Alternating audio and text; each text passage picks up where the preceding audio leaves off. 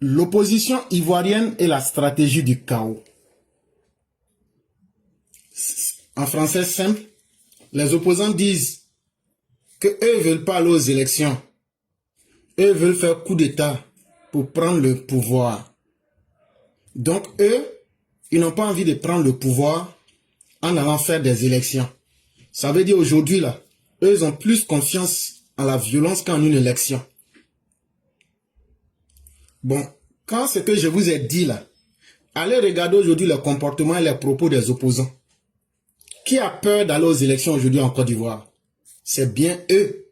Alors qu'ils sont nombreux, alors qu'ils ont les leaders les plus forts.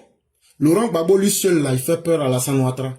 Mais avec tout ce potentiel, ils ont l'homme le plus intelligent de la terre. Le seul qui est là à l'école. Et le seul qui a été premier de classe. Et après lui, personne n'a été premier de classe. Il s'appelle Chaka Dian. Ils ont tout cela avec eux. Mais, ils ont peur. Ça veut dire qu'ils ont la force brute. Ils ont l'intelligence. Et en plus, ils sont plus ivoiriens même que vous, les gens du RHDP. Ça veut dire qu'ils ont tout ce que les élections leur recommandent. Ils ont toutes les faveurs à leur possibilité. Mais bizarrement, ils ne veulent pas aller aux élections. Chers parents, c'est assez suspect. Quelqu'un qui est intelligent, qui a étudié correctement, qui a suivi le cours, quand on lui annonce la date des examens, c'est lui qui s'énerve et puis il dit il va brûler l'école. Ça veut dire que la personne n'a pas fait le travail comme il fallait. Parce que l'élection vient pour montrer ce qui est faux et ce qui est vrai. Si les opposants sont vraiment majoritaires en Côte d'Ivoire, malgré tout ce bruit que vous entendez, ils doivent être capables d'aller et de battre Alassane Ouattara. Et on leur dit de se mettre ensemble. Battez Alassane Ouattara, reprenez votre pays, et puis maintenant faites de ça ce que vous voulez. Mais ils en sont incapables. Ça veut dire qu'il y a quelque chose qu'ils cachent. Et quel est ce quelque chose qu'ils cachent? C'est leur intention. Leur intention qu'ils cachent, c'est quoi? C'est qu'ils ne veulent pas venir dans un contexte où ils auront à rendre compte aux Ivoiriens. Écoutez-moi très bien. Ils veulent créer des conditions de chaos. Là, comme ça, quand ils vont venir prendre le pouvoir, tout l'argent que Ouattara a accumulé à travers le monde aujourd'hui, là, avec tous les crédits que Ouattara a pris, là, ils vont venir vous dire, comme il y avait la guerre, là, c'est ça qui a fait, tout était mélangé. Donc là, ils vont voler tout. Ils vont voler tout. Pour vous dire non, comme pour enlever Ouattara, là, il y avait la guerre, là. C'est ça qui a fait qu'il n'y a plus rien. C'est ça la vraie intention de ces opposants. C'est pourquoi depuis longtemps on leur dit, tout ce que vous dites là on est d'accord, mais donnez une feuille de route aux Ivoiriens. Donnez un projet de société aux Ivoiriens pour qu'on sache où vous voulez nous conduire. Mais ils n'ont pas pu. Parce que leur intention n'est pas bonne. Si vous avez bien compris ça, maintenant là, qu'est-ce qu'ils sont en train de planifier?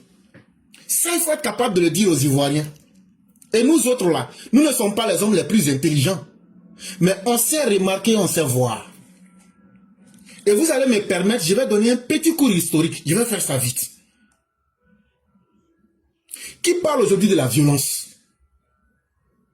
Ce sont les opposants. Qui dit que les élections vont bien se passer dans la paix? C'est le parti au pouvoir. Mais qui veut aujourd'hui prendre le pouvoir? C'est ceux qui sont dans l'opposition. Mais ils veulent utiliser quelle méthode? La violence. Mais ils ne sont pas à leur première violence. Et la violence sur laquelle ils sont en train de compter là, c'est pas quelque chose qui est né du jour au lendemain. C'est quelque chose qu'ils ont déjà planifié depuis très longtemps. Et je vais vous expliquer. Voyez-vous, souvent vous les gens du RDR, RHDP, quand les gens vous disent que vous avez fait rébellion, vous avez honte, et puis vous voulez fuir le débat. Mais dites-leur que faire une rébellion, il n'y a rien de honteux là-dedans. Dites-leur simplement, faire une rébellion là, il n'y a rien de honteux là-dedans. Et pourquoi? Parce que ce n'est pas la première rébellion. Et expliquez-leur très bien qu'il y a eu plusieurs rébellions avant d'arriver au 19 septembre 2002. Expliquez-leur que ce qu'ils veulent utiliser pour vous mettre dans la honte, eux-mêmes là, c'est sur ça qu'ils comptent en 2025. Mais que ce n'est même pas en 2025. expliquez-leur clairement que si on divise la Côte d'Ivoire en 4 là, c'est-à-dire le nord, le sud, l'est et puis l'ouest là, la seule partie qui n'a pas encore fait une rébellion, c'est le sud. À l'est là, eux ils ont fait 2 rébellions. À l'ouest là, eux ils ont fait 2 rébellions. Et puis au nord là, eux ils ont fait une rébellion. Facilitons la chose aux gens. Et pour bien comprendre, la rébellion de 2002 qu'ils veulent utiliser pour vous mettre mal à l'aise là, dites-leur que la première rébellion du Saint-Louis, ça s'est passé en 1959. Et que c'était une rébellion tribale de l'ethnie Ani. Parce que quand on se rébelle contre un système, ça veut dire qu'on n'est pas d'accord de voir les choses fonctionner. Il n'y a pas de problème. Mais quand tu te rebelles contre un système et que tu dis que toi, ton ethnie est mieux que toutes les autres ethnies et que toi, tu veux te retirer des autres, ta rébellion devient donc une rébellion tribale. En 1959, les Agnis de la Côte d'Ivoire, et souvenez-vous très bien, j'ai bien dit, en 1959, avant même la création de la Côte d'Ivoire moderne, les Agnis ont fait une rébellion. Parce que il y avait eu palabre entre eux, les Agnis, et puis les Éotilés. Nous sommes encore avant les indépendances. Le chef des Agnis va aller dire, comme je suis le roi du Saint-Louis, et puis moi et puis les Blancs, on avait signé un protectorat le 4 juillet 1843.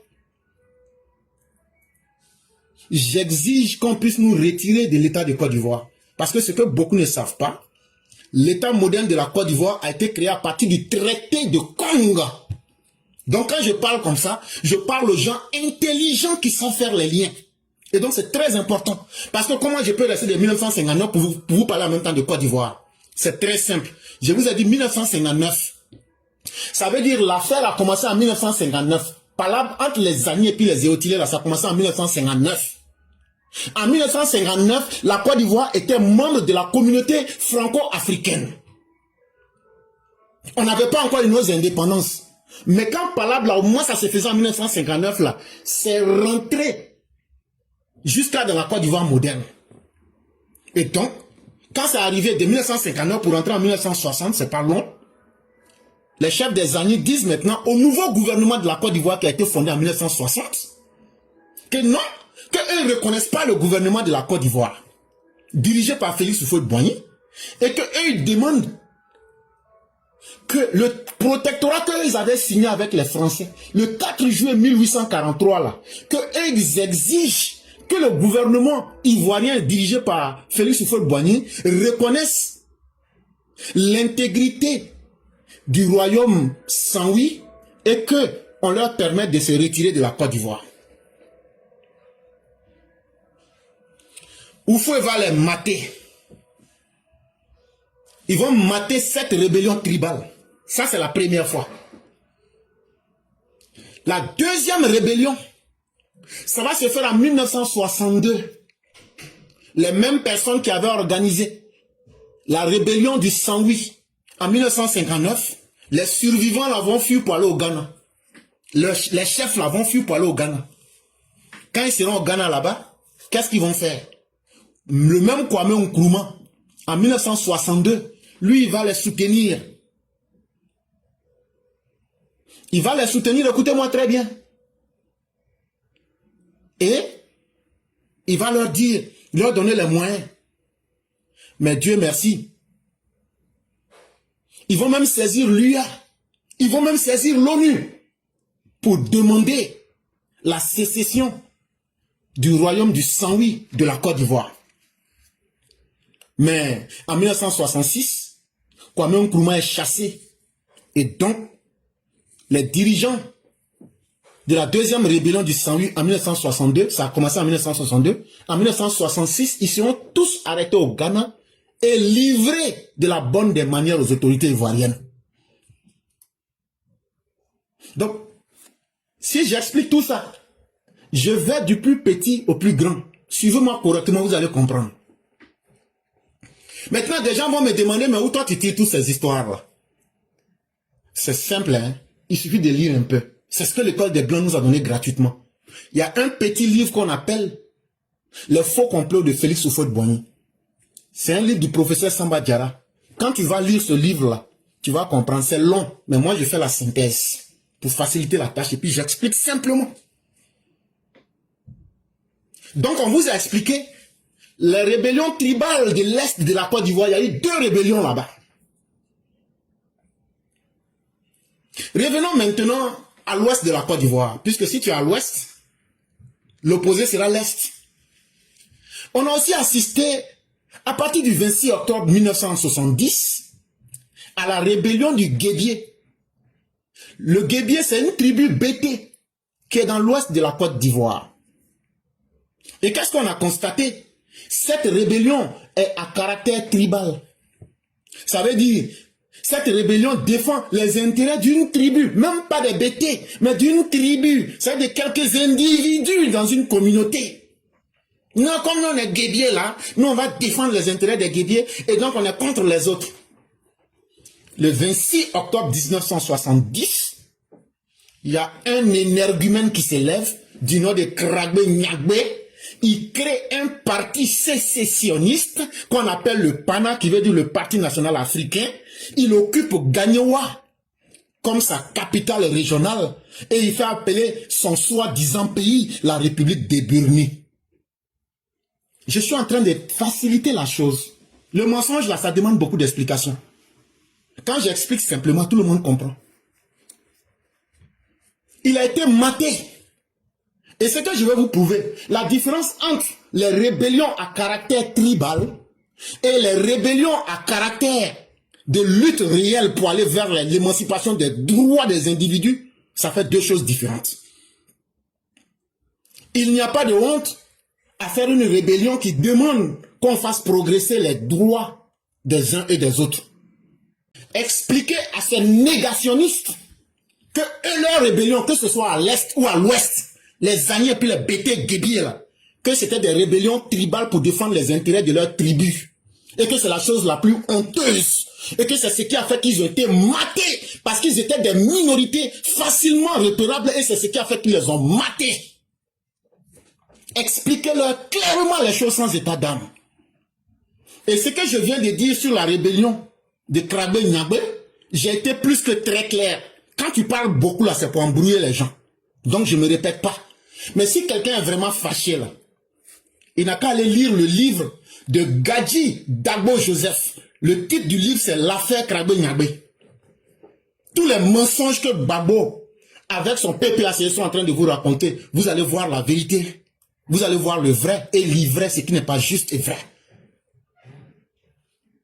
Donc, non seulement, si, surtout les gens du Nord, les partisans d'Alassane Ouattara, les gens veulent vous accuser d'avoir fait une rébellion, dites-leur que non seulement vous n'aviez pas été les premiers, mais que vous, votre rébellion, il y a une très grande différence entre elle et les rébellions à caractère tribal.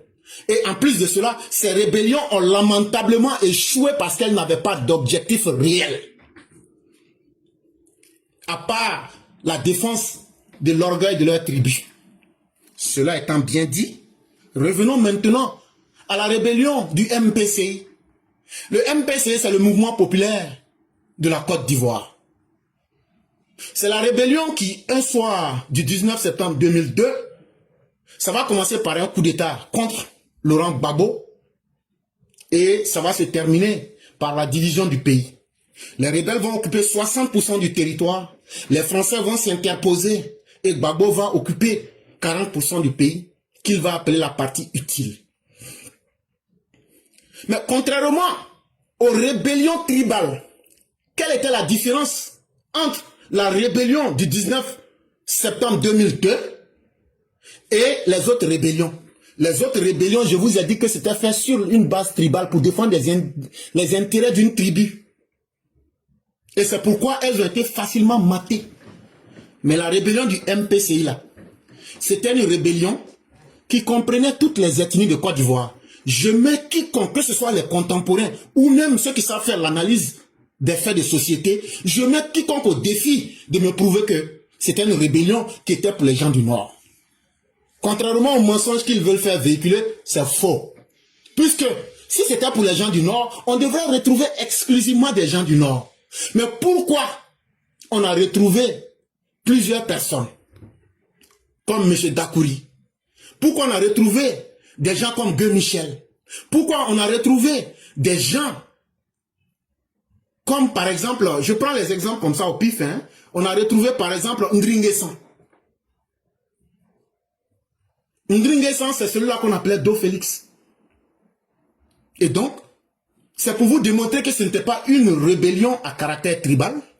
Ça fait un. Et donc, ça pose un point de différence. Et en plus de cela, cette rébellion avait des objectifs clairs qui étaient de venir lutter contre les injustices d'un régime sanguinaire qui s'imposait et qui était en train de couper tous les droits aux Ivoiriens. Mais écoutez-moi très bien, parce que ce que je dis là, c'est aussi des analyses des faits que je fais. Donc si vous ne suivez pas, vous n'allez pas comprendre. Ce qui fait la plus grande différence de la rébellion du MPCI d'avec les rébellions tribales du Sanwi et du Guébié, c'est la diversité de ceux qui constituent cette rébellion, la diversité de ceux qui sont dans cette rébellion. On est d'accord. Mais c'est en même temps aussi son plus grand malheur. C'est le plus grand malheur du MPCI. Et ça, je vais vous expliquer. Mais pour vous expliquer, on va aller doucement. On va être clair dans la méthode et on va être clair dans les mots que je vais utiliser. La méthode que je vais utiliser ici pour bien vous faire comprendre les choses, on va appeler ça la méthode de l'analyse synthèse ou bien la méthode synthétique. Ça veut dire, on va procéder en regardant les faits ensemble. C'est que tout le monde a pu voir, puisque nous sommes des contemporains, ça veut dire, je n'invente pas des choses. On va prendre les choses que tout le monde a vues, mais comme les faits de société sont dispersés et ne se passent pas au même moment, donc les gens n'arrivent pas à faire les liens pour comprendre, pour faire une conclusion. C'est ce travail-là que je vais faire. On va partir du plus simple, que tout le monde a pu voir, pour aller progressivement vers le plus difficile pour faire une conclusion. Ça, c'est la méthode qu'on va utiliser. Maintenant, dans l'usage des mots que je vais faire, il est important que je puisse vous dire, je vais utiliser par exemple, je vais vous dire, dans la rébellion, où sa diversité qui était sa plus grande force, va devenir aussi son plus gros malheur, je vais vous montrer qui sont ceux qui étaient les représentants de chaque groupe dans la rébellion. Dans la rébellion, on retrouve les représentants de Laurent Gbagbo, on retrouve les représentants de Alassane Ouattara, on retrouve les représentants d'Henri Konan Bédié du PDCI. Ça va choquer beaucoup de personnes. Parce que nous autres, quand on est là à l'école des Blancs, il y a ce qu'on nous a montré, mais nous-mêmes, on s'assoit et puis on analyse les faits. Donc, je suis en train de vous dire les analyses que moi j'ai fait sur la base de ce que tout le monde a vu là. Donc, il faut bien m'écouter. Parce que certains vont aller dire, qui dit que Ouattara avait son groupe dans la rébellion, que Gbagbo avait son groupe dans la rébellion, que Bédié avait son groupe dans la rébellion. Ce n'est pas ce que je t'ai dit. Je parlais de représentants. Qu'est-ce que j'entends par le mot représentant? Soyons très clairs avec les mots. Par le mot représentant, je ne veux pas dire que c'est les gens qui ont été nommés par Ouattara, ou bien par Gbagbo, ou bien par Bédié. Ce n'est pas ce que je veux dire. Par le mot représentant, je veux te dire que dans la rébellion là, les gens ont adhéré en restant fidèles à l'idéologie des personnes parce qu'ils partagent les mêmes idées, ou bien ils partagent les mêmes intérêts, ou bien leur méthode d'action, leur mode d'action en face des situations demeurent les mêmes. C'est ce que j'entends par représentant. Et ça, pour bien comprendre, il faut suivre l'évolution de la politique en Côte d'Ivoire.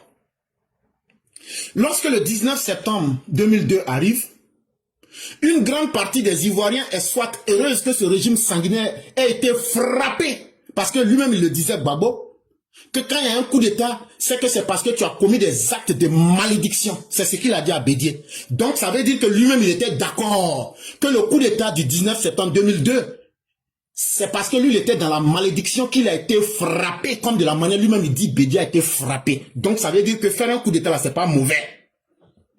C'est pourquoi nous, on leur dit en 2025 là, faites votre coup d'état contre Alassane Ouattara. Et vous allez voir ce qu'on va vous montrer.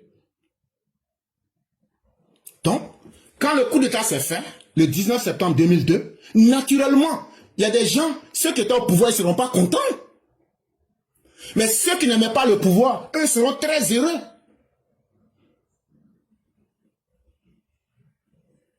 Et donc, suivez très bien l'évolution des intérêts politiques dans l'espace. Et si vous avez une bonne lecture des politiciens ivoiriens, cela va vous permettre de bien comprendre la situation entre 2020 et 2025. Je le dis et je le répète. Dans la rébellion du MPCI, on retrouve les représentants de Laurent Gbagbo. Exemple, Soro Guillaume. Est-ce qu'aujourd'hui, en 2020, Soro Guillaume et puis Gbagbo n'ont pas les mêmes intérêts? C'est là que je vous disais de bien suivre mon analyse. Il y a eu rébellion. Est-ce que c'est pas cette rébellion-là qui a permis à Laurent Gbagbo, selon lui-même ses propres mots, d'avoir son meilleur premier ministre pour manipuler et faire durer la situation, pour cacher ses incapacités? Je vous ai dit ici que par représentant, entendez ceux qui partagent les mêmes idéologies, les mêmes intérêts ou même les mêmes modes d'action en face d'une situation. Est-ce que la rébellion n'a pas été une bénédiction pour Laurent Gbagbo?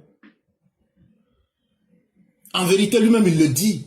C'est grâce à la rébellion qu'il a eu son meilleur premier ministre. Il était tellement heureux que c'est le même Laurent Gbagbo qui a amnistié tous les rebelles. Mais en plus de cela, cette rébellion, quand il va faire un deal avec Soro Guillaume, ça va lui permettre d'avoir un mandat de 2005 jusqu'à 2005 sans aller aux élections. Donc, à travers le représentant Soro Guillaume, qui défendait ses intérêts et les intérêts de Laurent Gbagbo, quand vos intérêts convergent, quand vous avez les mêmes intérêts, même si vous ne voulez pas l'admettre, vous faites le même combat. Et aujourd'hui, Soro veut être président. Aujourd'hui, Gbagbo veut être président. Mais eux tous s'entendent sur quelque chose, c'est qu'il faut utiliser aujourd'hui la violence pour enlever Ouattara. La violence que Laurent Gbagbo condamnait hier, Laurent Gbagbo veut utiliser cette même violence avec la même personne qui a cette capacité de violence pour faire du mal à la Côte d'Ivoire. Donc leurs intérêts n'est pas la Côte d'Ivoire, mais leurs intérêts demeurent les intérêts personnels de chacun d'entre eux. Et donc c'est pourquoi j'ai dit, le représentant de Gbagbo dans la rébellion, c'est Soro Kibafori Guillaume. Et le représentant de Laurent Gbagbo dans le désastre, dans l'ouest et dans le sud de la Côte d'Ivoire s'appelle Blé Goudé. Si on a bien compris ça, on retrouve dans cette même rébellion du MPCI les représentants du président Alassane Ouattara. Aujourd'hui là, allez me dire que Chérif Ousmane n'est pas un représentant d'Alassane Ouattara. En 2025 là, Chérif Ousmane travaille pour qui? Koné Zakaria travaille pour qui? Et bien d'autres. Tous les chefs de la rébellion qui sont restés fidèles à l'état de droit. Parce que c'est ce qu'ils avaient souhaité à l'origine, que nous puissions entrer dans un état de droit et que le désordre cesse. Tous ceux qui avaient cette intention à cœur depuis le début de la rébellion, est-ce qu'ils n'ont pas naturellement rejoint l'état de droit aujourd'hui qui est incarné à travers Alassane Ouattara? Ils ne sont pas à côté de lui par hasard. Ils ne sont pas à côté de lui par erreur. Ils sont à côté de lui parce que l'idéologie de Alassane Ouattara, l'intention de Alassane Ouattara, qui est de construire une nation où les filles, les fils et la Côte d'Ivoire, tout le monde sera traité au même pied d'égalité. Les chefs rebelles qui étaient dans le MPCI se retrouvent aujourd'hui à travailler pour le président Ouattara parce que leurs intérêts et leur vision pour une Côte d'Ivoire qui est basée sur le droit, la prospérité, aujourd'hui ils ont les mêmes intérêts. Et c'est pourquoi aujourd'hui, dans l'armée de Côte d'Ivoire, ces personnes servent les intérêts des Ivoiriens. Alors que hier, eux, ils étaient avec Soro Guillaume. Mais ça veut dire qu'au départ, on ne pouvait peut-être voir. Mais avec le temps, aujourd'hui, le temps et l'espace viennent nous montrer là où se situent les vrais intérêts des uns et des autres. Et dans cette même rébellion, ça va surprendre beaucoup de personnes. Il y avait aussi les représentants du PDCI. Et les représentants du PDCI, je vais vous donner peut-être un ou deux noms. Il y avait Ndri Nguessan, celui qu'on appelait Gueux Michel, pardon, celui qu'on appelait Do Félix, je vous l'ai dit, Ndri Nguessan qu'on appelait Do Félix. Et celui qu'on appelle le général Michel Gueux, là, c'était le représentant du PDCI. Et pourquoi? Aujourd'hui, le vice-président du PDCI. Et ça ne vous surprend pas. Depuis quand vous avez vu un Baoulé être le représentant des intérêts de l'Ouest? Imaginez-vous un monsieur qui s'appelle Ndringuessan, qui est Baoulé, mais qui laisse le centre pour aller créer une rébellion du MPGO à l'ouest de la Côte d'Ivoire. Ça ne vous paraît pas bizarre? Réfléchissez un peu. Je sais que nous, on n'est pas les gens les plus intelligents, on n'est pas là à l'école, tout le monde le dit. Hein. Mais réfléchissez un peu quand même. Qu'un Baoulé qui se nomme Ndringuessan part semer une rébellion à l'ouest de la Côte d'Ivoire. Et il fait appeler ça le MPGO. C'était pour défendre quel intérêt? Est-ce que c'était pour défendre les fils de l'Ouest? Je ne crois pas. C'était pour défendre quel intérêt? Un intérêt caché. Mais lui, il va se faire liquider. Mais le symbole le plus vivant s'appelle Michel Gueux. Aujourd'hui, là, Michel Gueux est vice-président du PDCI. Donc, ça amène à se poser beaucoup de questions. Mais revenons maintenant, de façon pratique, au 19 septembre 2002. Qu'est-ce qui a provoqué le 19 septembre 2002? Chers Ivoiriens, les gens peuvent spéculer, peuvent déblatérer. Mais les faits là, c'est pas moi qui les fais. Ceux aussi qui veulent nier la réalité ne peuvent rien parce que nous sommes contemporains. Ça veut dire que ça s'est passé devant nous tous. Le 19 septembre n'est pas une fatalité, ce n'est pas un hasard. Et n'ayez pas honte de proclamer que le fait que Laurent Gbagbo s'est fait faucher là, il a eu même la chance qu'on l'a pas eu. Ajoutez ça pour dire ça au gore. Parce que avant le 19 septembre, il y avait le monde qui était là. Le monde fonctionnait. La Côte d'Ivoire était là. Les Ivoiriens vivaient. Il y a eu des événements. Et je vais citer comme ça, au pif, peut-être 7 événements pour que vous compreniez très bien. Ce qui va provoquer le 19 septembre 2002, pour que les gens en veuillent enlever Laurent Gbagbo par la violence, c'est parce qu'il n'y avait plus aucune forme de négociation. Les gens ont épuisé toutes les formes de négociation. Le premier point, Laurent Gbagbo lui-même dit qu'il a pris le pouvoir de façon calamiteuse. Laurent Gbagbo, en 2000, va organiser des élections truquées avec Guy Robert. Ils vont éliminer le président Ouattara, ils vont éliminer M. Bédier et ils vont éliminer tous les autres Ivoiriens pour que le pouvoir puisse rester à l'ouest. Et de cette façon-là, ça va finir en queue de poisson. Et c'est dans la violence que Laurent Gbagbo, comme lui-même le dit, de façon calamiteuse, qu'il vient prendre le pouvoir. Quand les militants du RHDP rappellent à Gbagbo que c'est toi-même qui as dit que tu as pris le pouvoir dans la calamité, et que quelque chose qui a mal commencé là, ça risque de mal se terminer.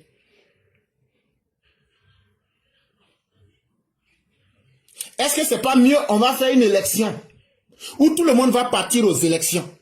Là, celui qui va gagner là, lui, on va accepter et puis on va conduire le pays avec lui. C'est ça qui nous conduit à la deuxième raison. Gbagbo dit non. Et qu'est-ce qu'il fait? Il massacre méthodiquement les militants du RDA. Il massacre les musulmans. Il massacre toutes les ethnies qui sont originaires du nord de la Côte d'Ivoire sans distinction. Il est cible au sein de la population et il fait des charniers à travers le pays. Vous voulez des exemples de charniers? Tout le monde connaît le charnier de Yopougon. Vous tapez sur Google, vous allez voir le nombre de victimes. Ça veut dire un charnier là, c'est un tombeau. Tellement il y a beaucoup de personnes qui ont déjà là, peut-être comme ça, 50, 60, 100, 500 personnes. On peut les déjà et puis les mettre dans un tombeau et puis fermer. C'est ça qu'on appelle un charnier. Gbagbo dit, pourquoi les militants du RDR, pourquoi les musulmans et pourquoi toutes les ethnies qui sont originaires du nord de la Côte d'Ivoire, et lui disent que lui n'a qu'à faire élection. Donc Gbagbo là, il a fait le charnier de Yopougon. Il a fait le charnier de Monokozoï. Il a fait le charnier de Guitronzon. Il a fait le charnier de Carrefour. Il y a un quartier qu'on appelle à Djoko Carrefour. Il a fait ce charnier là. Si vous voulez encore, on peut vous citer et puis on ne va pas quitter ici. Maintenant, les gens peuvent dire ce qu'ils veulent. Venez me démontrer que ces faits n'ont jamais existé. et venez invalider ma thèse devant tout le monde. Parce que c'est des milliers de personnes qui nous suivent et qui nous entendent. Et j'attends les vrais garçons qui ont la capacité de venir invalider ce que j'ai dit. La troisième raison qui va faire que Laurent Gbagbo, étant imbibé dans sa malédiction, il va se faire frapper le 19 septembre 2002. La troisième raison, Laurent Gbagbo va créer les escadrons de la mort. Ça veut dire, il va former, lui, des groupes de personnes. Eux n'ont d'autres méthodes que de partir. Si tu dis quelque chose qu'ils n'aiment pas, ils vont te dire la nuit. S'ils voient ta femme, qu'ils veulent ta femme, ils vont te dire. Si tu dis quelque chose là, eux vont te dire. Et sous leur régime là, on ne parle pas. Eux sous leur régime là, on ne manifeste pas. Eux sous leur régime là, eux là, ils prennent par la force. Et leur régime là, s'ils ne t'aiment pas, mais même tes amis et tes proches là, ils vont les dire. Venez m'expliquer quel est le crime que Rose, Madame Gueye a commis. Expliquez-moi le crime de Madame Gueye. Mais elle n'est pas sortie vivante. Son mari Gueye Robert n'est pas sorti vivant. Expliquez-moi, donnez-moi une seule déclaration officielle de M. Camara H. Oui, il était soupçonné d'être militant RDR. Mais donnez-moi une seule expression publique où H a dit, voilà ce que je dis de la Côte d'Ivoire. Ça n'existe pas. Si tu étais soupçonné, on envoie les escadrons de la mort pour te dire. Si tu portes le tricot d'Alassane Ouattara, on envoie les escadrons de la mort pour te dire. Si tu dis quelque chose que Gbagbo n'aime pas, tu seras déjà, comme de la manière il a déjà son propre docteur qui s'appelait docteur Dakouri. Si tu dis quelque chose que Gbagbo n'aime pas, si tu dis par exemple, permettons qu'Alassane Ouattara soit candidat puisqu'il a été premier ministre. Lorsque notre père, Théé Émile, a dit cela, Gbagbo l'a déjà. À travers ses escadrons de la mort. Et le président actuel qui est là, Alassane Ouattara, allait lui demander, et les vidéos existent, il a été visité par ces mêmes escadrons de Djali. Et donc là, je ne vais même plus rentrer dans les détails. Ça veut dire les faits, là, la vérité, là, quand elle est nue, là, quand on la met devant tous, là, ça doit nous inspirer à nous corriger. La quatrième raison qui va faire que Laurent Gbagbo va se faire frapper par la rébellion, c'est qu'eux, ils vont utiliser le viol, le VIOL, comme une méthode pour empêcher les manifestations des opposants en Côte d'Ivoire. Tu es garçon ou tu es femme, quand ils vont t'attraper là, ils vont te VIOL. Ils vont te VIOLER. Et ce qu'ils faisaient, ils vous amènent à l'école de police, ou bien à l'école de la gendarmerie, ils vous font coucher, et puis ils vont vous VIOLER, propre. Et quand on invite Simone Eivie Gbagbo, on lui dit, mais est-ce que faire le VIOL à des femmes, est-ce que c'est une bonne chose? Simone dit, oui, c'est une bonne chose. Parce que c'est notre méthode à nous d'empêcher les opposants de manifester. Pour leur couper toute envie de manifester là, il faut qu'on prenne leurs femmes pour les VIOLER proprement. Là, quand c'est comme ça là, ils vont comprendre que nous, on n'est pas venus pour nous amuser avec quelqu'un. Et elle a justifié les VIOLS. On est en train de vous montrer ici l'inhumanité et la cruauté de ce régime qui pensait qu'il était en territoire conquis et qu'il avait un devoir de démontrer aux Ivoiriens que eux là, eux vont soumettre les Ivoiriens. Eux vont dominer les Ivoiriens. La cinquième raison qui va faire que Laurent Gbagbo sera frappé, je le rappelle, il va mettre une politique pire que l'apartheid, pire même que le racisme entre blancs et noirs, pire même que Auschwitz. Laurent Gbagbo va stigmatiser les peuples originaires du nord de la Côte d'Ivoire. Ça veut dire des Kachola jusqu'à les frontières Guinée, Mali, Burkina, là. Tous les peuples de la Côte d'Ivoire qui sont dans les frontières de la Côte d'Ivoire, qui existent dans cette partie-là. On va les transformer en sous-hommes. On va les humilier. On va les rançonner. Ces peuples-là ne pouvaient pas voyager.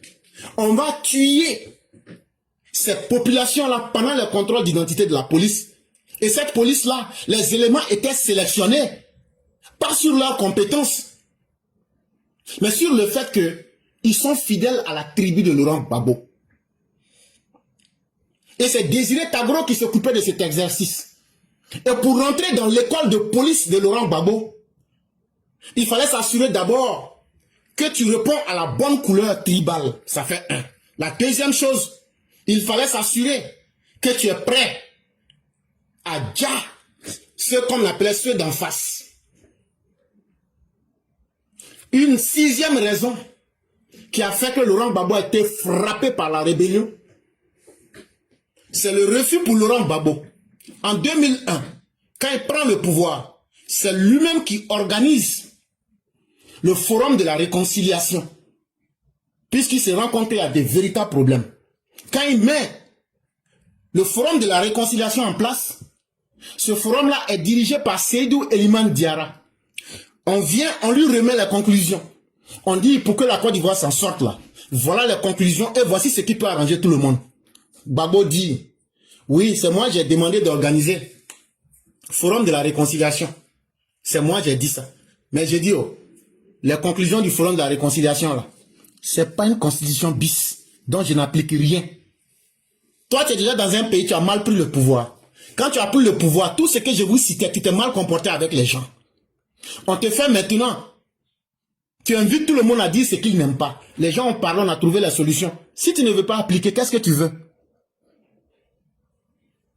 C'est que tu veux la volonté de puissance. Tu veux marcher sur les autres. Et comme tu n'es pas un Dieu là, c'est pourquoi les autres sont venus marcher sur lui. La septième raison qui va faire que les gens vont frapper Laurent Gbagbo. La rébellion du 19 septembre 2002 là. Dans la constitution de Côte d'Ivoire, en 2000 là, ils vont écrire clairement que l'article 35 là, c'est fait pour éliminer Alassane Ouattara. Parce que ce n'est pas la loi elle-même qui est le problème, mais c'est l'esprit de la loi qui est la vérité de la loi. Gbagbo lui-même viendra dire ici, oui, quand on écrivait cette loi-là, c'est avec l'intention d'éliminer Alassane Ouattara de toute compétition politique en Côte d'Ivoire. De vous à moi, on peut construire un pays sur cette base-là. Et donc, contrairement aux rébellions tribalisées, la rébellion du MPCI ne se bat pas pour une tribu, ne se bat pas pour une communauté, mais se bat pour tous les Ivoiriens, surtout ceux qui sont maltraités. Et la rébellion demande un traitement égalitaire devant la loi. La rébellion demande la fin de la haine. La rébellion demande qu'on arrête d'utiliser la mort comme un moyen pour contraindre les citoyens. D'ailleurs, c'est la seule rébellion qui a le mérite d'avoir milité en faveur de l'unité nationale, là où les autres demandaient la sécession. C'est la seule rébellion qui a le mérite d'avoir lutté contre les injustices sociales entre les Ivoiriens, contrairement aux autres rébellions qui demandaient leur sécession. Mais dans cette rébellion, je vous ai dit que sa plus grosse force, qui est la diversité de ceux qui la constituaient, de ceux qui étaient dedans, puisque c'est tout le monde, donc on conçoit donc que c'est toute la Côte d'Ivoire, mais il y avait des pièges dans la rébellion. Et un des pièges de la rébellion, c'est ce qu'on est en train de voir aujourd'hui en 2025. Et avec le temps aujourd'hui, le temps nous clarifie beaucoup de choses. Pourquoi aujourd'hui le PDCI, qu'on considérait comme un parti qui n'est pas violent, aujourd'hui compte beaucoup sur la violence? Ça veut dire que ils ont une certaine expérience, ils ont une certaine méthodologie, et aujourd'hui ils veulent reprendre la même chose en 2025. Puisque la carte Soro-Guillaume n'a pas réellement marché en 2020. La carte Soro n'a pas réellement marché. Et donc il faut refaire aujourd'hui en 2025. Il faut maintenant utiliser leurs propres éléments, comme de la manière qu'ils avaient utilisé le caporal-chef Ngri Nguessan Sinclair alias Do Félix pour créer artificiellement le MPIGO, le mouvement populaire ivoirien du Grand Ouest à l'Ouest, alors qu'il n'y a pas un homme de l'Ouest qui s'appelle Ngri Nguessan. Il n'y a aucun fils et aucune fille de l'Ouest qui porte le nom Ngri Nguessan.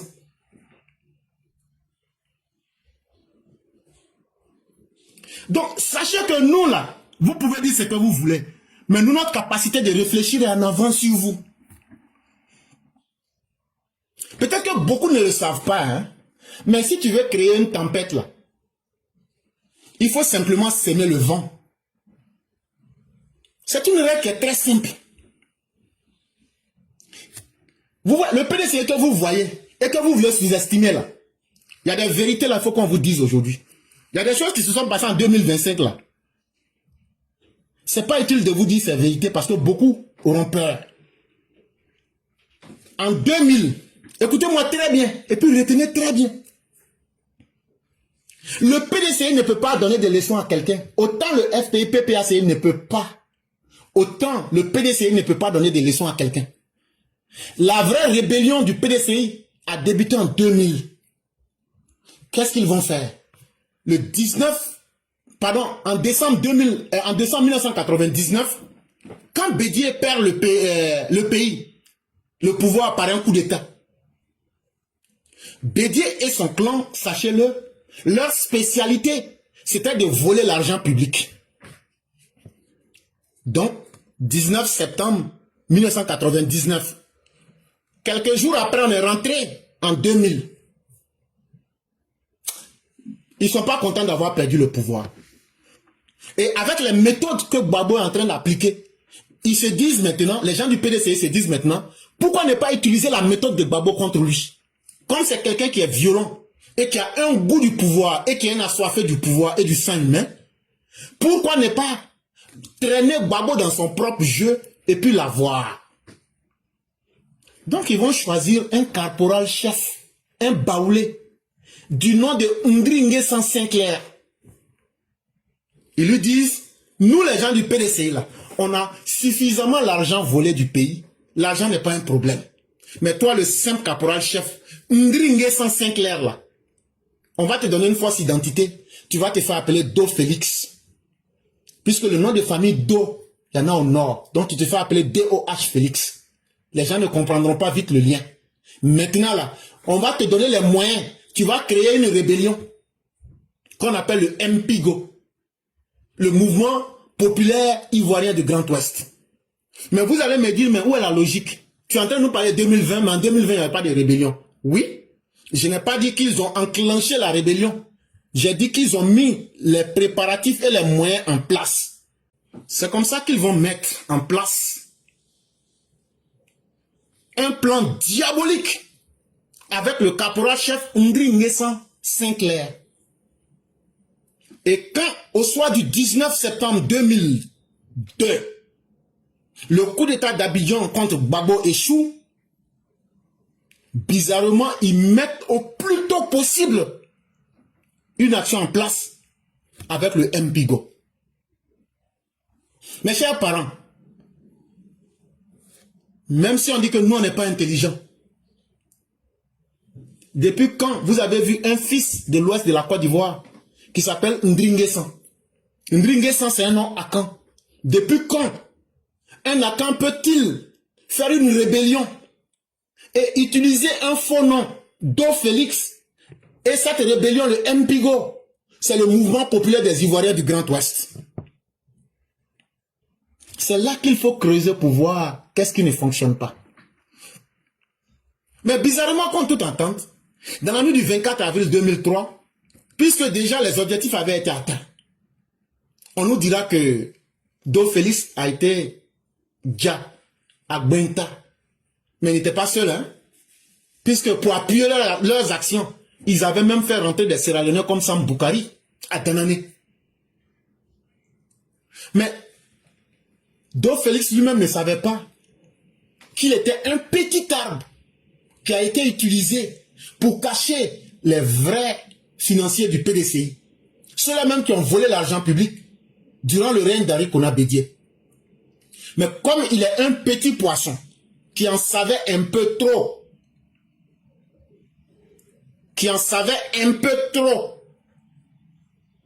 pour ne pas que le PDCI soit touché directement, ils ont éliminé Do Félix. Parce qu'ils savent, le PDCI, qu'ils ont utilisé Do Félix pour un sale boulot. Quand tu utilises quelqu'un pour un sale boulot, la personne peut avoir tous les moyens de se retourner contre toi. Donc, pour ne pas que la personne se retourne contre toi, tu élimines la personne. Et c'est dans ces conditions loufoques qu'ils vont éliminer Do Félix. Et quand ils vont éliminer Do Félix, ça va faire que beaucoup ne pourront jamais faire le lien entre les actions de Do Félix et les vrais maîtres du PDCI, à commencer par Bédié, qui l'ont encouragé à aller créer le désordre à l'ouest de la Côte d'Ivoire. Mais comme le pays était déjà divisé, il y avait le sud occupé par Gbagbo, et il y avait les zones centre-nord-ouest qu'on appelait les MCNO occupées par la rébellion. Donc on n'avait plus besoin de celui qu'on a utilisé, l'artisan du malheur. Il n'en avait plus besoin Do Félix, parce que le PDCI ne voulait pas qu'il dénonce un jour la mission qu'ils lui ont confiée dans l'ouest de la Côte d'Ivoire. Et le PDCI ne voulait pas qu'on découvre un jour les liens entre le MPIGO et le PDCI. Mais figurez-vous aujourd'hui, quand vous voyez ce PDCI là compter sur la violence, ça veut dire que quelque part ils se disent qu'ils ont des moyens de la violence. Et je n'ai pas dit que c'est encore fait, mais c'est probable et c'est possible. Figurez-vous qu'aujourd'hui, un des bénéficiaires du MPIGO est aujourd'hui vice-président du PDCI. Il s'appelle Guy Michel. Il est général. Est-ce que le PDCI ne pourrait pas compter sur Guy Michel pour aller dans une aventure guerrière? Ce sont des hypothèses que nous émettons pour que la République ouvre les yeux, pour que les gens intelligents puissent encore appuyer leurs réflexions. Mais vous allez me demander, mais pourquoi tu as fait toutes ces références historiques? J'ai fait toutes ces références historiques pour des raisons bien précises. Parce que beaucoup de fois on entend, vous les militants du RDR, RHDP, vous devenez frileux quand les gens vous rappellent la rébellion. Et c'était d'abord l'occasion pour moi de vous donner des arguments que vous n'étiez pas les premiers à faire une rébellion, mais que contrairement à ceux qui ont fait des rébellions avant vous, votre rébellion avait des objectifs nobles, alors qu'eux, ils défendaient des objectifs tribaux. La deuxième chose, dites-leur qu'en termes numériques, ça veut dire si on doit compter pour voir qui sont ceux qui aiment les rébellions là. Il y a des régions qui ont déjà fait 2 rébellions, notamment la région du Saint-Louis.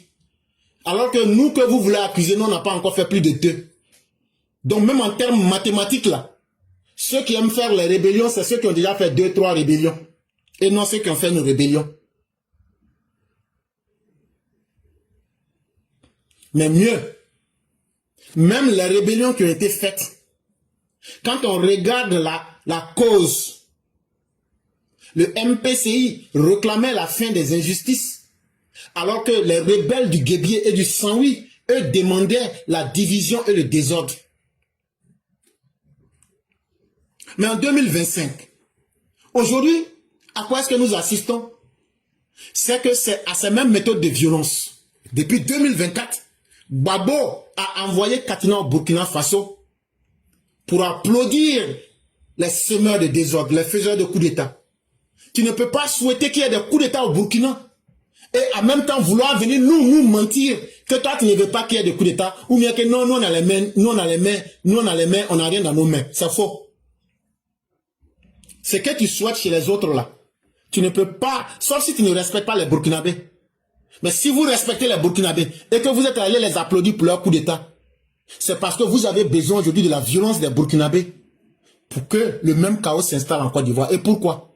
Parce que Laurent Gbagbo n'est pas content. Parce que Laurent Gbagbo là est mieux que 30 millions d'Ivoiriens. Parce que Laurent Gbagbo là, il n'est pas assis dans le fauteuil présidentiel. Donc là, il faut qu'on brûle la Côte d'Ivoire pour cela. Mais ce que vous oubliez, c'est que nous autres, nous savons lire entre les lignes. Nous savons d'où nous venons. Mais surtout, nous savons lire les événements. Et nous avons les mêmes capacités que Félix Houphouët-Boigny a eues pour mater la rébellion du Guébié, pour mater les rébellions du Saint-Louis là. Alassane aujourd'hui, Alassane Ouattara, le président là, il a au moins 10 fois les mêmes moyens pour mater toute forme de rébellion. Et de façon implacable et avec une rigueur sans faille. Et c'est pourquoi nous faisons confiance à la République.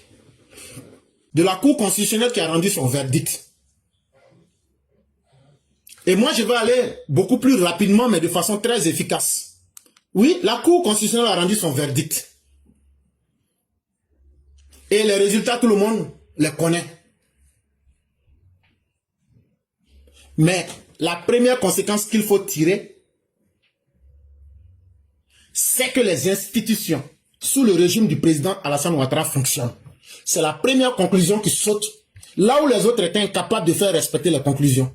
Là où c'était le désordre qui régnait en maître, le régime du président Ouattara a montré aux Ivoiriens que si nous avons des dirigeants capables, nous pouvons rendre l'État fort. C'est parce qu'on a des gens forts aujourd'hui que les institutions de l'État sont devenues fortes. Et cela renforce la confiance des citoyens en l'État et en ses institutions.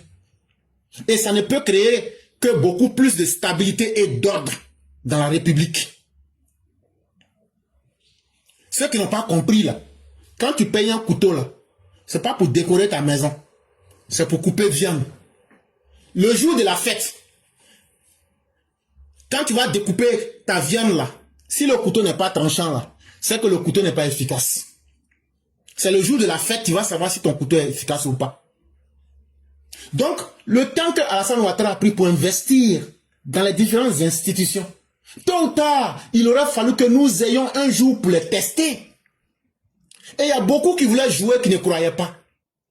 Mais quand est venue l'heure pour que les institutions, quelles qu'elles soient, de démontrer qu'elles sont efficaces et qu'elles peuvent faire un travail propre, aujourd'hui là, quand la Cour constitutionnelle a donné ces détails-là, est-ce que la majorité des Ivoiriens est mécontente? Est-ce que la majorité des Ivoiriens est contente? Quand vous demandez à la majorité des Ivoiriens, ils vous disent, ah, ce qui s'est passé là, c'est pas comme pour les autres années là. Et c'est dans le sens positif. Et pourquoi les gens disent ça? Parce que, je vais vous donner au moins 5 raisons comme ça pour évoluer rapidement. La première raison, ce qui fait qu'aujourd'hui, les institutions sont en train de gagner en crédibilité, c'est parce que les raisons de la validation ou bien les raisons de l'invalidation des candidats par la Cour constitutionnelle, les raisons ont été bien et très bien expliquées. Ça veut dire tous, eux-mêmes ils ont pris ce que les gens ont dit et puis ils leur ont expliqué une à une, les raisons une à une, de façon claire. Ça veut dire que les institutions fonctionnent et elles travaillent dans la plus grande transparence. La deuxième raison, là où en 2000 et en 2010, des lois avaient été prises comme l'article 35 pour éliminer des candidats. Je le dis bien, pour éliminer des candidats. L'article 35 est un exemple.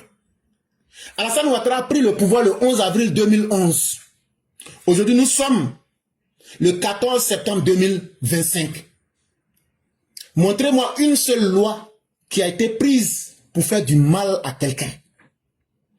Ça veut dire que nos institutions fonctionnent dans le respect pur et dur des lois en faveur des citoyens sans chercher à faire du mal à quiconque.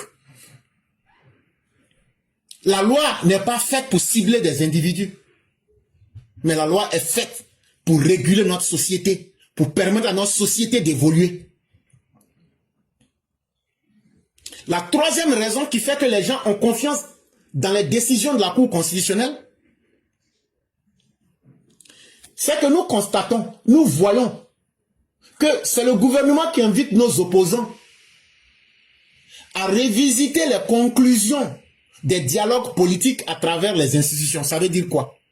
C'est le gouvernement qui dit les institutions fonctionnent tellement bien que les dialogues qu'on a fait avec vous là, le tout dernier qui est le 5e dialogue là, est-ce que vous êtes allé vers une institution, vous avez posé votre problème et puis votre problème n'a pas été résolu? Les opposants vous disent non, Nous ne voulons pas aller vers les institutions. Nous voulons qu'on fasse toujours des arrangements, qu'on soit dans les compromissions. On n'a qu'à faire des deals entre nous. Mais ces opposants ne sont pas mieux que les populations de Côte d'Ivoire. Eux ne sont rien pour dire qu'eux vont faire un deal spécial pour s'arranger entre eux, alors que c'est nous qui les mettons au pouvoir. On a profité cette fois-ci pour leur dire que les anciens modèles qui n'ont pas marché là, on ne va plus rentrer dans ça avec quelqu'un. Et c'est ça que les opposants ont du mal à comprendre. La quatrième raison, et que tout le monde peut voir, parce que quand tu fais quelque chose, si c'est une mauvaise chose, ou même si c'est une bonne chose là, le monde entier va donner son opinion. Les gens vont parler. Parce que il y a des gens intelligents partout sur la planète Terre. Pendant que nos opposants sont en train de faire la diversion, est-ce qu'ils ont été capables, avec des preuves à l'appui, de démontrer qu'ils n'ont pas, c'est des exemples que je prends, hein, qu'ils n'ont pas déposé de faux numéros de carte d'identité? La Cour suprême l'a dit. Au lieu de crier pour bavarder là, démontrez-nous, vous avez les mêmes documents dans vos mains. Démontrez-nous, faites votre conférence de presse pour démontrer que c'est faux. C'est là qu'on vous attendait. La Cour constitutionnelle a dit que vous aviez fait des faux numéros d'électeurs. On vous attendait, les mêmes documents que vous avez donnés à la Cour constitutionnelle là. Prenez vos mêmes documents là et puis démontrez que c'est faux. C'est là qu'on vous attendait. Mais on comprend que ce que la Cour constitutionnelle a dit est très vrai.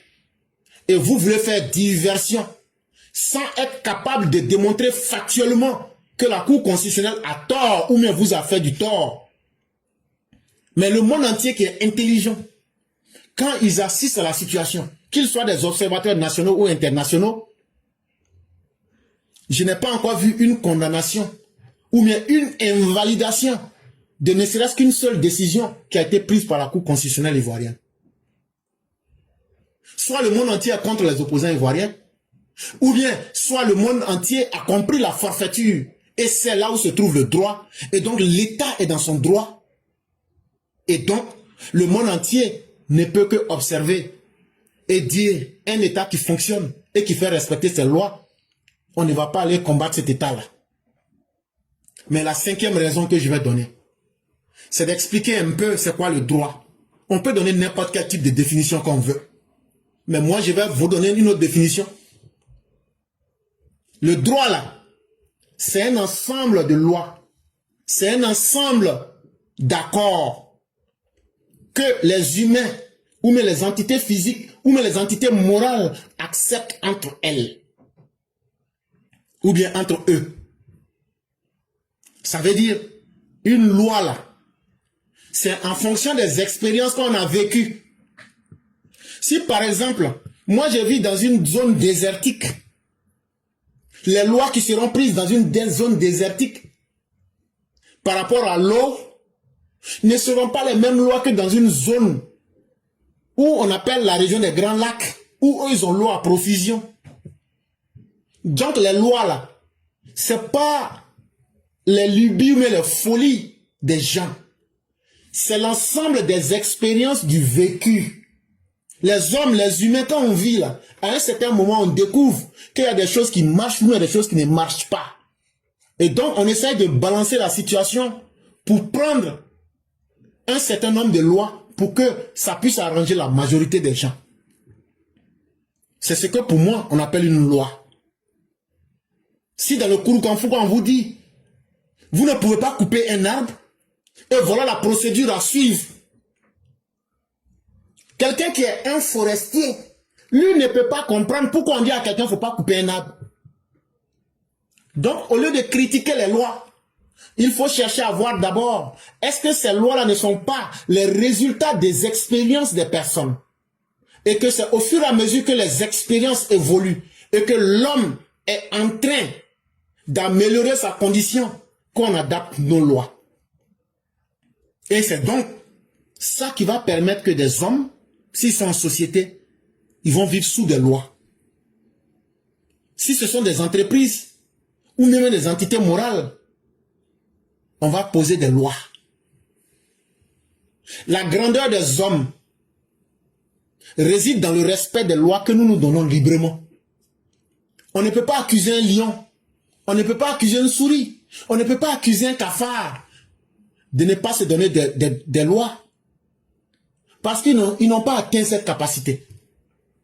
Mais ce qui fait que nous, on échappe à notre animalité. On quitte notre condition d'être animal pour nous différencier des animaux sauvages, c'est la loi. Et si on n'est pas capable de devenir plus grand que des animaux, en respectant les lois qu'on se donne nous-mêmes, c'est que nous n'avons pas dépassé l'étape animale.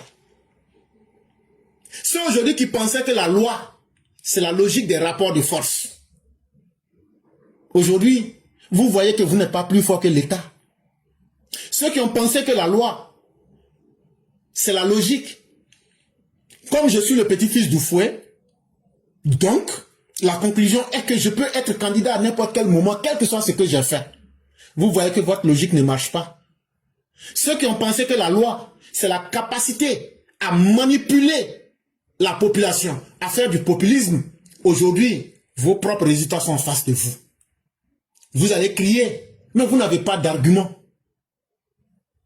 Les opposants ivoiriens qui sont en train de hurler en 2025 là,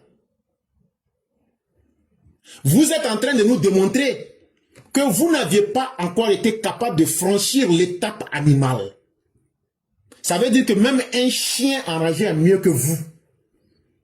Et que vous êtes resté vitrifié dans l'état de nature. Ça veut dire, vous êtes resté dans le règne de l'homme sauvage, de l'homme animal. C'est dans ça que vous êtes resté. Et vous voulez imposer cette sauvagerie à une société constituée de 30 millions de personnes qui vivent avec une mentalité du 21e siècle. Et vous voulez que nous on accepte ça. Ça veut dire des animaux veulent imposer leur animalité, leur sauvagerie à des hommes modernes. Depuis quand vous avez vu ça? Parce que vous avez trop vécu dans la porcherie. Donc vous pensez qu'on est tous obligés de manger caca. Mais moi je tiens à vous dire que nous sommes en 2025. Nous sommes au 21e siècle, au premier quart du 21e siècle. Accepter de respecter les lois, c'est accepter de faire la démonstration de notre propre beauté intérieure. Et cette démonstration de la beauté intérieure, c'est ça qui fait la différence entre nous et les animaux sauvages. Là où eux, les opposants, là où ils demandaient des arrangements, le gouvernement du président Alassane Ouattara dit, je vous impose le respect des lois et je vous impose l'abandon des compromissions, des deals, des arrangements politiques. Parce que les arrangements politiques nous ont toujours conduit à une répétition des mêmes faits. Chaque fois qu'on fait des arrangements, vous les violez et vous nous ramenez toujours au point de départ. Donc je n'entre pas dans ça. C'est aussi la première conséquence qui est tirée aujourd'hui. Et ça va vous faire mal, mais vous serez tenu de vous y habituer. Est-ce que le Prado va pouvoir gagner les élections? Mais tout naturellement, ça c'est une question même qui est très simple à répondre. Ça veut dire en 1 minute on peut répondre. Aujourd'hui là, quand vous regardez les candidats là, les 5 personnes qui sont retenues là, il y a quelle bonne personne dedans? Parmi eux là, depuis qu'ils sont là, on vous dit d'autres sont docteurs, d'autres sont ingénieurs. Bon, vous avez une fois vu un travail qu'ils ont fait, et puis les gens disent vraiment, ton affaire de docteur là, ça nous a aidé. Mais Alassane Ouattara, il était opposant. Quand ils ont rendu la Côte d'Ivoire pays PPTE là, même les négociations pour pays PPTE voulaient échouer. Le ministre de l'économie de Laurent Gbagbo, à l'époque, c'est lui qui est venu voir Alassane Ouattara. Il dit, pardon, faut venir, tu vas parler d'enfer, sinon c'est fini pour nous. Alassane Ouattara, il n'a pas dit je suis opposant. Il n'a pas dit je m'en fous, je vais attendre quand je vais venir au pouvoir. Il a payé son billet d'avion, il a payé son hôtel, il est allé à Washington. Il a lutté et il a aidé la Côte d'Ivoire à rester stable économiquement. Un homme qui peut te faire du bien là. Cette personne ne va pas attendre d'être d'abord au sommet avant de t'aider. Cette personne va te faire la manifestation même de son cœur. Des gens qui viennent avec des titres pompeux, mais quand vous leur demandez, quand tu dirigeais le pays, ou mais quand tu étais là-bas, tu as fait quoi? Rien. Ce n'est pas aujourd'hui qu'ils pourront faire quelque chose. Ce sont des figurants. Ça veut dire, ils vont à une élection. parce qu'il fallait des gens pour aller à une élection. Ça, c'est une vérité qui va choquer, mais il faut le dire. Mais moi, j'aime être pratique. Quand on prend aujourd'hui la carte électorale de la Côte d'Ivoire, allez regarder. Pour se faire élire là, ce n'est pas le fruit du hasard. Allez regarder la carte des législatives. Allez regarder la carte des mairies. C'est tout ça qui constitue une machine politique. Parce qu'un parti là, sa puissance, c'est d'abord dans sa mécanique. Ça veut dire, dans l'engrenage là, les différents systèmes là. C'est ça, tu vois, les maires, les députés, c'est ça, c'est eux qui sont les éléments de l'engrenage. Et c'est ça qui constitue la machine politique. Le RHDP, c'est le parti qui a le plus de moyens, que ce soit en termes d'élus, et donc en termes financiers, et aussi en termes d'organisation. Quand vous regardez tout cela, d'autres même ils étaient candidats, mais eux-mêmes ils étaient surpris même qu'ils ont été choisis. Bon, vous allez me dire que aujourd'hui là, on a moins d'un mois. Vous allez me dire que cette personne sera prête. Des gens qui ont fait la promotion de la haine. Est-ce qu'aujourd'hui, eux peuvent aller s'arrêter devant les gens pour leur dire non, on a changé? Donc, les dés sont déjà jetés. Mais mieux, Alassane Ouattara est véritablement le candidat le plus important parce que son bilan part de lui-même et l'efficacité de son travail est là pour témoigner. Mais revenons un peu dans les chiffres. En 2010, l'ensemble des électeurs de la Côte d'Ivoire était de 4 600 000 personnes. En 2010, au deuxième tour, Alassane Ouattara gagne 54,10% des 4 600 000 électeurs. En 2015, les électeurs sont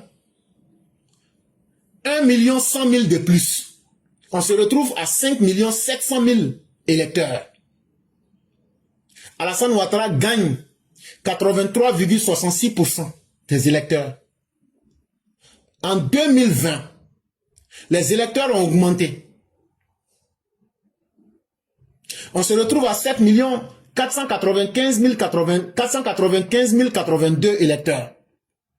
Alassane Ouattara gagne 95,31% de cette masse électorale. Maintenant, ce qui ne s'est pas passé là, je ne peux pas vous inventer des choses. L'élection de 2020, ça ne s'est pas encore passé. Mais quand vous regardez la courbe de 2010 à 2020, la courbe ne fait que monter. De 54,10, 83,66, 95,31. Et aujourd'hui, en 2025, le corps électoral s'est encore agrandi. Aujourd'hui, on a 1 232 649 électeurs qui se sont ajoutés. On se retrouve avec 8 727 731 électeurs. Il y a 4 508 948 hommes et 4 218 483 femmes. Si la courbe des élections en faveur du président Ouattara sont montantes, ça veut donc dire que la même tendance va se répéter. Et pourquoi? Parce que les Ivoiriens sont convaincus aujourd'hui du travail du président Ouattara. Et parce que le président Ouattara est un politicien qui se donne un argument pour être réélu. Les travaux qu'il a commencé là, il n'y a pas un garçon qui peut terminer si ce n'est pas lui-même. Donc là, la grande différence qu'il a mis entre lui et les autres politiciens, c'est que lui, il est un politicien capable. Lui n'est pas un politicien coxer. Lui là, il dit pas non, attendez, je vais aller grigra pour revenir. Lui là, quand on demande là, il fait. Donc là, il est venu imposer ça pour dire, les voyous, les coxers que vous voyez dans la politique là, ceux qui se comportent comme des vendeurs de garba là, lui n'est pas comme eux. Lui là, c'est la politique de la concrète. Ce qu'il dit là, il fait. Ce qu'il dit là, il fait. Et il fait même mieux. Et donc, au vu de cette réalité, les Ivoiriens se disent, donc il y a une autre manière de faire la politique. Donc, c'est pas ceux qui viennent bavarder là qui font la politique.